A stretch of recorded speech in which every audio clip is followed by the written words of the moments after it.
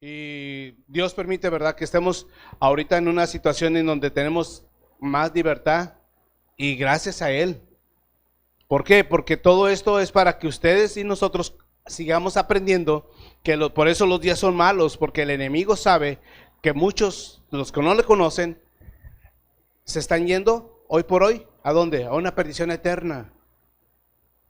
Pepe, ya no sales en las noches a buscar a nadie, ahora sales a buscar almas que están perdidas.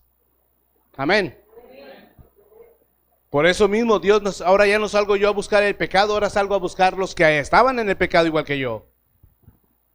Y David, me quiero enfocar con este muchacho.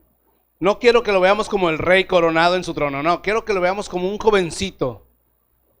Ayer veía un jovencito que lo conocemos desde niño y ahora ya está entrando a la prepa. Me dio una impresión donde yo dije, qué maravillas hace Dios.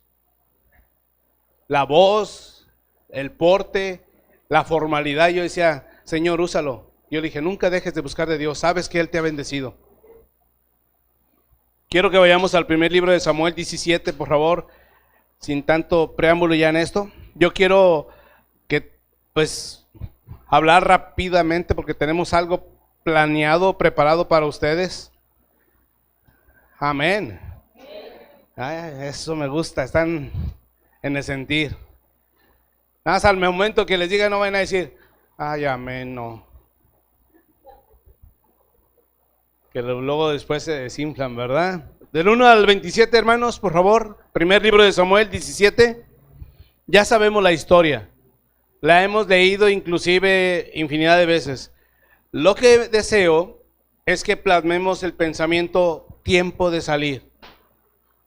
David estuvo siempre en casa.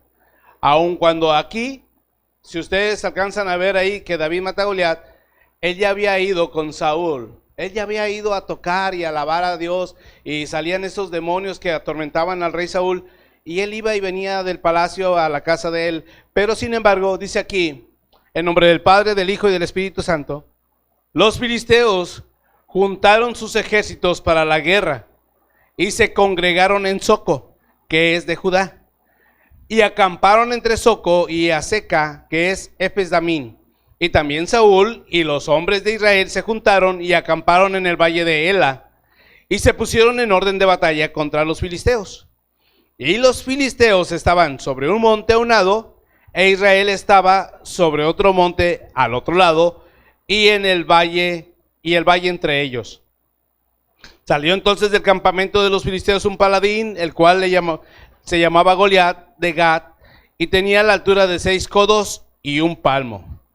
Y traía un casco de bronce en su cabeza y llevaba una cota de malla y era del peso de una cota de 5,000 siclos de bronce. Sobre sus piernas traía grebas de bronce y jabalina de bronce entre sus hombros. Y el asta de su lanza era como un rodillo de telar y tenía el hierro de su lanza 600 siclos de hierro e iba su escudero delante de él. Y se paró y dio voces a los escuadrones de Israel diciendo, ¿para qué os habéis puesto en orden de batalla? ¿No soy yo el filisteo y vosotros los siervos de Saúl? Escoged entre vosotros un hombre que venga contra mí. Si él pudiere pelear conmigo y me venciere, nosotros seremos vuestros siervos. Y si yo pudiere más que él y lo venciere, vosotros seréis vuestros siervos y nos serviréis. Añadió el filisteo, hoy yo he desafiado al campamento de Israel. Denme un hombre que pelee conmigo. Oyendo Saúl y todo Israel estas palabras del filisteo, se turbaron y tuvieron gran miedo. Y David era hijo de aquel hombre, efrateo de Belén de Judá, cuyo nombre era Isaí, el cual tenía, ¿cuántos hijos? ¿Saben quién era el 8? David. Vamos a decir, como acá al norte, el sope de perrito, ¿verdad? El chiquitillo. Ese era David. Y en el tiempo de Saúl, este hombre era viejo y de gran edad entre los hombres. Y los 3 hijos mayores de Isaí habían ido a seguir a Saúl a la guerra. Y los hombres de sus 3 hijos que habían ido a la guerra era Eliab, el primogénito, el segundo Abinadab y el tercero Sama. Y David era el menor. O sea, que no nos dieron el nombre de ¿cuántos? De 4, ¿verdad? ¿Dónde estaban? Viendo Netflix. Y David era el menor. Y siguieron pues los 3 mayores a Saúl. Pero David había ido y vuelto dejando a Saúl. Sí les dije, ¿verdad? Que había ido y le tocó para que dejara de ser atormentado por ese demonio, para apacentar las ovejas de su padre en Belén. ¿Apacentar las qué, hermanos? Las ovejas de su papá. Venía pues aquel filisteo por la mañana y por la tarde, y así lo hizo durante 40 días. Un mes con 10 días. Y Isaí dijo a David, su hijo: toma ahora para tus hermanos una efa de este grano tostado y estos 10 panes, y llévalo pronto al campamento a tus hermanos. Y estos 10 quesos de leche los llevarás al jefe de los 1000, y mira si tus hermanos están buenos, y toma prenda de ellos. Y Saúl y ellos y todos los de Israel estaban en el valle de Ela peleando contra los filisteos. O sea, la palabra peleando se refiere como que nada más estaban ahí vociferando, porque hasta el momento no había nadie sacado la espada.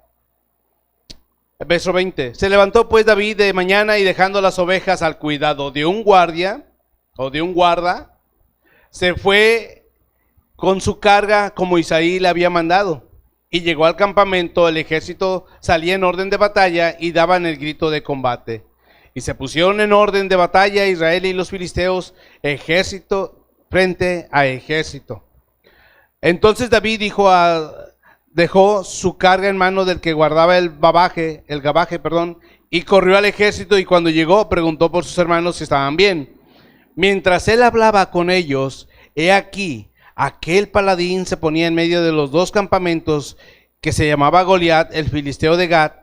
Salió de entre las filas de los filisteos y habló las mismas palabras, y las oyó David. Y todos los varones de Israel veían a aquel hombre, huían de su presencia y tenían gran temor. Cada uno de Israel decía: ¿no habéis visto a aquel hombre que ha salido? Él se adelanta para provocar a Israel. Al que le venciere, el rey le enriquecerá con grandes riquezas y le dará su hija, y eximirá de tributos a la casa de su padre en Israel. Entonces habló David a los que estaban junto a él, diciendo: ¿qué harán al hombre que venciere a este filisteo y quitare el oprobio de Israel? Porque ¿quién es este filisteo incircunciso para que provoque a los escuadrones del Dios viviente? Y el pueblo le respondió las mismas palabras, diciendo: así se hará al hombre que le venciere. Al hombre que le venciere. La situación que estás pasando o lo que estás viviendo hoy por hoy es para que tú y yo podamos vencer. Conozco, ¿verdad?, que a veces es difícil con nuestras fuerzas o habilidades o capacidades, pero dice la palabra que cuando David se enfrentó a Goliat, ¿cómo le dice? Tú vienes contra mí con lanza y con jabalina, pero yo vengo contra ti ¿en nombre de quién? Y hoy por hoy decimos: en el nombre de Jesucristo de Nazaret.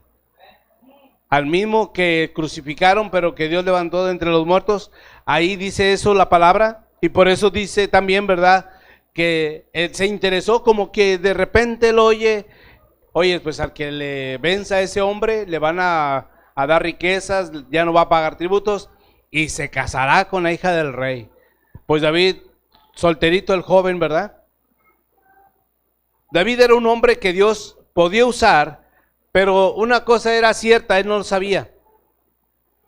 Él no entendía, porque pues era un muchacho entre unos 15 a 16 años, 17 por lo mucho, ¿qué podía conocer él? Pero había peleado, él va, ¿verdad?, con Saúl después, y él dice: mi rey, cuando viene un oso o un león y se lleva una oveja, yo voy y se la quito de sus garras, de sus mismas, vamos a decir, de sus colmillos, la logro arrebatar y mato a esa fiera. Había peleado contra osos y leones. ¿Aquí alguien ha peleado contra osos y leones, hermanos? hace muchos años, no muchos, pero algunos atrás, alguien fue allá a Chipinque, bien contento a trabajar, y dice que cuando vio un oso, él y su compañero se echaban a correr, se les olvidó la camioneta ahí, no, vámonos. Y ya cuando regresan encuentran la camioneta con los vidrios rotos, asientos rotos, la destrozó por dentro. Y no estaba la lonchera. Entonces cuando ya llega a la casa le dice a la señora, oye, nos pasó esto con un oso, pero la lonchera no apareció. Y dice la esposa, ¿será que te di atún y eso fue todo? Exactamente, lo alocó al oso el atún. ¿Quién ha peleado contra un oso, contra un león? Este jovencito lo había hecho a su edad. Y había peleado venciéndolo, no dice verdad, mira, aquí están las cicatrices, pero lo había hecho, lo sabía. Y la capacidad y la destreza que tenía era por su iniciativa y consagración a Dios. Cuando tú tienes iniciativa y cuando yo tengo iniciativa y eso nos hace que nos consagremos, Dios empieza a hacer algo en nuestra vida sin darnos cuenta que ya estamos listos para las ligas mayores. ¿Por qué? Porque Dios obra de una manera sobrenatural, no lo hace como lo hace el hombre o el mundo. Aquí no vemos a David que se fue a instruir en algún instituto, en alguna escuela de artes marciales, nada. Él sabía manejar con sagacidad el peligro, las inclemencias de cuidar a sus ovejas, inclusive sus mismas necesidades fisiológicas. ¿Quién ha andado en el monte y sabe que si allá te da hambre, qué haces? O te dan ganas, ¿verdad?, de ir a hacer tus necesidades fisiológicas, ¿qué haces? Él sabía cómo manejarlo todo eso. David era un joven que había logrado ganar la confianza de su papá. ¿Por qué no mandaba a los otros hermanos a cuidar a las ovejas? ¿Por qué a David? Yo me quedé pensando, si yo fuera el papá de David, mandaría al que sigue del tercero, que es el cuarto, el quinto, el sexto, el séptimo. Pero mandaban al más chico. Si nos vamos conforme a las edades, los demás hermanos ya tenían alrededor de entre 18 y 30 años. ¿Dónde estaban esos tremendos? Por eso dice en Proverbios 22, 29, que Dios hace, ¿verdad?, a cada uno según nuestras capacidades. Cuando lo pones a su disposición, Él te hace sentar, Él te hace moverte a situaciones donde tú ni siquiera te imaginas. En Allende una ocasión nos sentaron en la mesa con el alcalde de ahí, de Allende, y él preguntaba, ¿a ese joven ese que está entalado? Sí, él es. 22, 29. ¿Has visto hombre solícito en su trabajo? ¿Delante de quién? David era solícito, aun cuando ni siquiera pedía nada. Él hacía cosas por iniciativa. Obviamente yo creo que el papá había dicho, oye, de estos cuatro no se hace un pastor como mi hijo David. David, vete a cuidar las ovejas. No estará delante de los de baja condición. Cuando el rey Saúl se da cuenta de que había entre todos los miles de soldados un niño ahí hablando que podía vencer a ese gigante, la Biblia dice que le mandó llamar, se lo trajeron. Y el mismo hombre, hermanos, el mismo hombre que le trajo a la vida, hablando de su papá, el mismo que le mandó guardar lo que había para ellos sostenerse, porque las ovejas dan la carne, las ovejas dan la leche, las ovejas dan su cuero, ¿verdad?, su lana, y le había confiado eso. Sin embargo, si vamos ahí en el primer libro donde leímos ahorita, 17:28, está molesto Eliab. Ahora ustedes y yo podemos ver en la tele con efectos especiales, ¿verdad?, cómo hay guerras, cómo suceden cosas, pero en aquel tiempo la gente que iba y era para ver, era el morbo. Era un peligro, pero era el morbo. Y le se molesta, ¿verdad?, su hermano. Ahí 17:28 habla de que le dice, por tu misma maldad y por tu misma, no sé, estaba molesto porque vio a David que andaba ahí y no entendía que su papá lo había mandado. Y oyendo hablar Eliab, su hermano mayor, con aquellos hombres, se encendió ¿en qué? En ira contra David y dijo, ¿para qué has descendido acá? ¿Y quién está cuidando aquellas pocas ovejas en el desierto? Yo conozco tu soberbia y la malicia de tu corazón, que para ver la batalla has venido. Era cierto, ¿no? Era una orden que estaba cumpliendo David. Obviamente no era la primera vez que a lo mejor lo confrontaba el hermano mayor.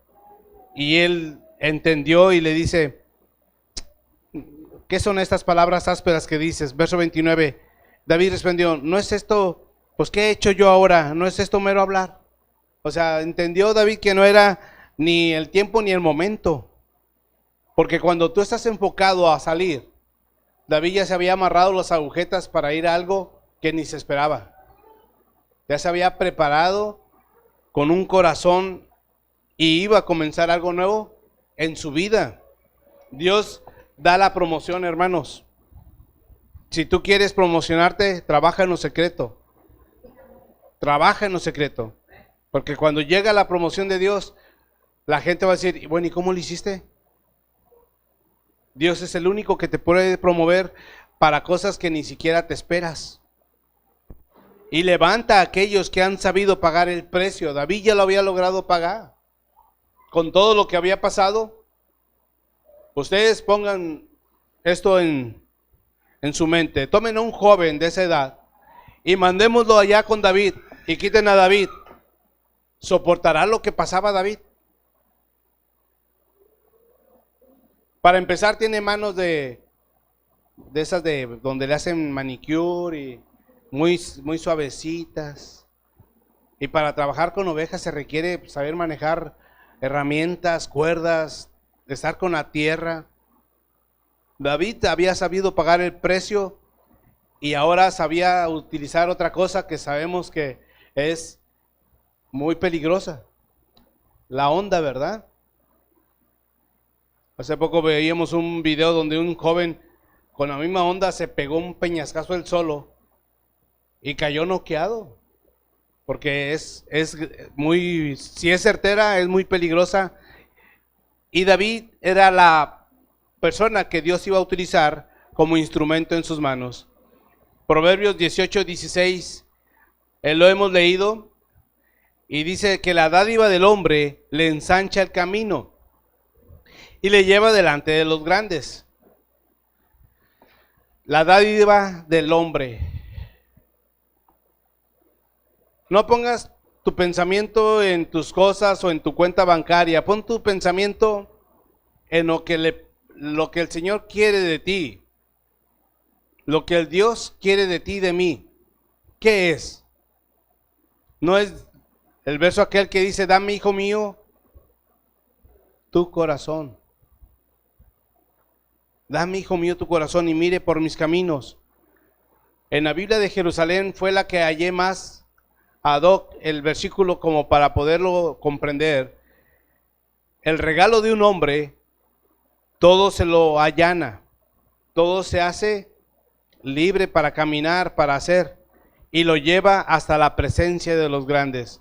Lo que tú le ofreces como regalo a Dios de tu vida, tus habilidades, tus capacidades, tu tiempo, tus dones, lo que Él le ha dado, si se lo ofreces, eso es lo que Él quiere recibir de ti y de mí. Por eso mencioné, ¿verdad? Si Dios es nuestro promotor, David, sin darse cuenta, él fue obediente a llevar unos panes, unos quesos. Pero al llegar allí al campo de batalla, ¿qué es lo que sucede? ¿Quién es este hombre incircunciso que se atreve a ofender al Dios de los escuadrones, ¿verdad? De los ejércitos del pueblo de Israel. Ya sabemos lo demás. A como él iba, caminando, saltando, contento, que fue su tiempo de salida, él regresó diferente. Ahora un ejército venía cantando. Antes de llegar ahí a Jerusalén, las que cantaban con panderos se dieron cuenta del triunfo y de la victoria. Llegaron mensajeros y dijeron: Saúl mató a sus miles, ¿verdad? ¿Y David a quiénes? había matado nada más a uno. Este Goliat representaba esos 10,000. Cuando tú sales de tu letargo, cuando tú sales de tu comodidad y de esos temores que te abrazan por 40 días, y alguno me diría, pastor, yo llevo años, pues ya salte por favor de esos temores. Gloria a Dios. Porque Dios es nuestro promotor. Dios sabe de cuándo estamos ya listos. Amén. Y quiero ir concluyendo cuando el Señor Jesús, ahora sí vamos a los evangelios, y es la única cita que voy a tocar, San Juan capítulo 14, verso 12, porque si tú y yo estamos acostumbrados a que nos hablen, a que nos enseñen, se hace monótono, tedioso y aburrido, y por eso a veces ya no queremos venir ni a la iglesia. ¿Quién va a predicar? A mí me decían, Gabriel, ¿y quién va a predicar? Pues yo. O sea, ¿no habrá algo mejor por ahí? ¿Algún invitadito, alguien que venga? Porque se hace aburrido, la verdad. Pero cuando sabes que Dios te va a hablar al corazón y que te va a poner retos, que dices, ¿quién se atreve a estar ahí ofendiendo a mi Dios? Vamos a ver si es cierto. 14:12. De cierto os digo, el que en mí cree. ¿Quién de los que estamos aquí cree en Él, hermanos? Bueno, dice que las obras, habla de milagros, señales y maravillas, que Él hace, Él, ahí sigue, ¿verdad? Hablando del verso 12, las obras que yo hago, Él, se refiere al discípulo, al seguidor de Él, el humilde, el que sabe adorar y obedecer, el que paga un precio sin rezongar y el que es un buen soldado. David, ve, llévale esto a tus hermanos. Sí, papá. Pero no se fue y, pobres ovejas, ay, papá que se encargue. No, él fue y ordenó. Negoció con un guardia, ahí un pastor. Cuídalas, voy a una misión. No se distrajo, era un buen chico, David. Dice él, las hará también. Si yo le digo, hermano, pase y dígame 3 milagros de lo que el Señor ha hecho en su vida. Luego ya terminan los milagros, señales y maravillas. ¿Cuáles? Aún mayores las hará, porque yo voy al Padre. Aún mayores es como el apóstol Pedro, ¿verdad? ¿Cuántas almas ganó en su primera predicación? En la segunda. Casi las 10,000, si no es que pasó, ¿verdad? Porque nada más contaban a los varones. Tú y yo tenemos un compromiso, tú y yo tenemos un reto, es salir. Es salir y vamos a salir. Vamos a salir a hacer lo que yo creo que en tu corazón siempre has querido, pero a lo mejor mañana. Y llega el lunes, mañana. Martes, mañana. Y así hasta el sábado, oye, vamos a salir mañana. Pero ya es domingo, es la iglesia, no, ahí no puedo. Qué pena, hermanos. Porque yo creo que la gente se pierde sabiendo que el enemigo está aplaudiendo que la iglesia se quede encerrada. Y por eso vienen los retos. Ustedes saben, ¿verdad? De tanta gente que les hemos predicado, algunos se han convertido y se han ido salvos, otros no. Otros han muerto en sus delitos y pecados, se les advirtió. Y a los que no. Por eso el tiempo de salir es hoy. El tiempo de salir es hoy. Y le pedí permiso a nuestro pastor para poder salir. Y ustedes dirían, ¿a la Alameda? No necesitas ir ni a la Macro ni a Morelos, aquí mismo, en este ranchito de Apodaca. Pero vamos a orar. Y vamos a dejar que la programación también nos permita para poder, ¿qué? Que Dios nos respalde a mí y a ti por lo que Él quiere hacer. Así que ahí en tu lugar, medita, si el rey David, antes de ser rey, tuvo que pagar un precio y tuvo que hacer cosas que no estaba él acostumbrado a asesinar como lo hizo con Goliat. Él mataba animales fieros, pero llegó el momento en el que él tenía que salir de un letargo, salir de una monotonía. Hoy el Señor quiere hacer algo en tu vida, en la mía. Padre, obra en la vida de cada uno de nosotros. Lo sabemos que lo has hecho desde el principio. Y hoy, Señor, nos declaramos también libres para poder salir y anunciar que tú vienes pronto. Bendigo la vida de mis hermanos, sus corazones. Sé que esta prédica puede haber sido muy rápida, pero quiero que sea conciso por todo lo que queremos hacer hoy y que tú nos lleves, Señor, en el hueco de tu mano, a donde quiera que estemos, y que pudiéramos estar anunciando las grandezas de tu amor. Todo lo pedimos, eterno Padre, para la gloria de tu nombre. Que seas tú dándonos ese revestimiento de poder y de autoridad, de amor y de gracia, para poder cumplir con lo que tú nos has llamado. Hoy nos declaramos benditos y bendecidos en la salida y en la entrada. Y que toda palabra que salga de nuestra boca sea para que la persona que nos escuche pueda entender que tú le amas y que no somos ninguna secta, sino que somos evangelistas de un reino celestial, llamando al arrepentimiento para que tomen, Señor, conciencia de que sin ti o fuera de ti no tendrán vida eterna. Gracias te damos, eterno Dios, en el poderoso nombre de Cristo Jesús. Amén y amén.